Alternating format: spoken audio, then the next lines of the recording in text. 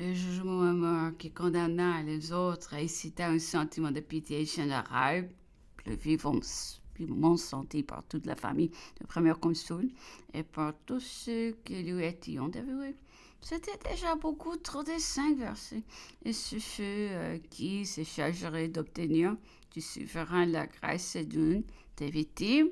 Madame Bonaparte s'est chargée de Monsieur de Rivière et des Polignac. J'accompagnais Madame Louis Bonaparte de Saint-Cloud à un côté d'elle, la fille de la Jolie, la mère du premier consul et Madame Joseph, l'épouse du général Murat, et ses deux sœurs se chargeront de susciter la grâce des autres. Quand j'arrivai à Saint-Cloud, le premier consul, en me voyant, me dit « Que fait-on chez ma femme ?» « On y pleure, dis-je, et elle plus que les autres. Le spectacle est déchirant. Je l'avais trouvé agité, son émotion devint visible. Il fit deux ou trois tours dans son cabinet. Les misérables ont voulu m'assassiner. Quel agité! Elle sorti bientôt après les sœurs de Monsieur de Rivière.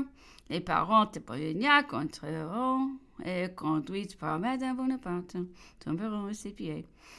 Il n'attendit pas un instant et la grâce de Messieurs de Polignac et de Rivière fut accordée. J'avais écrit au général Murat une lettre fort noble dans laquelle il demandait non pas sa grâce, mais celle de ses compagnons. Le général me l'a lu avec émotion et demandait cependant si j'étais la première sur la côte d'Angleterre, si on pouvait lui accorder la vie. Ce n'était, disait-il, que changer son gendre de mort, mais elle serait du moins utile à sa patrie. Cette lettre fut un conseil particulier.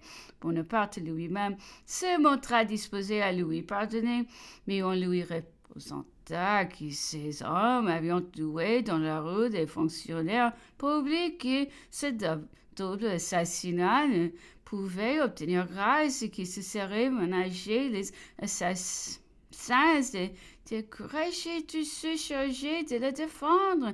Que Georges, homme assez obscur dans son parti, n'était après tout qu'un chef de brigand fameux seulement par des actions atroces, qu'enfin on ne devait punir personne si celui-ci était épargné. Il parut avec 9 de ses complices et le peuple, suivant son usage à la fois cette tragédie et cherchait des omissions dans le supplice des gens qui avaient voulu lui rendre les Bourbons. Cette conspiration avait fait sentir au premier consul qu'il fallait précipiter sa marche vers le trône. C'était le vœu de tous ceux dont l'ambition tentait des faveurs que la République ne pouvait pas donner. Bonaparte y trouvait non seulement un abri, mais encore une étendue des pouvoirs dont il avait besoin pour l'exécution et le succès de ses grands desseins. Et c'était d'ailleurs le seul moyen de se concilier les souverains de l'Europe que la République faisait trembler, et c'était l'Angleterre qui faillit peu considérer comme une monarchie, surtout dans les relations extérieures. Tous les autres souverains sont ayant que les intérêts du monarque en France, retirant ce rang des idées républicaines et des mécontentements qui travaillaient tous les peuples. Déjà la paix avait été faite avec tout. Elle avait été confirmée depuis le consulat. L'empereur Paul avait été plus loin. Sa haine contre les Anglais trouvait dans la première consul un puissant auxiliaire.